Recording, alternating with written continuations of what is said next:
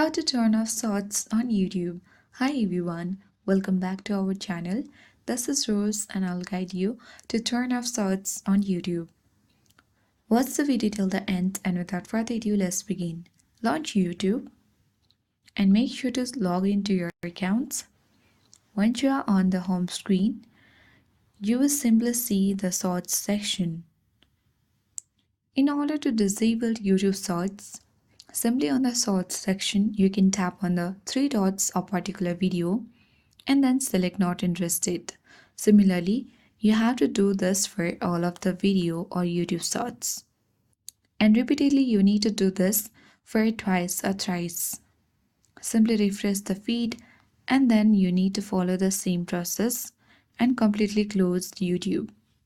When you open YouTube app, you need to scroll down and check whether YouTube Shorts have been disabled or not. If you do not see YouTube Shorts section, that means we have successfully disabled YouTube Shorts. I hope this guide works, and if you're new to our channel, hit the like button and subscribe. Thanks for watching.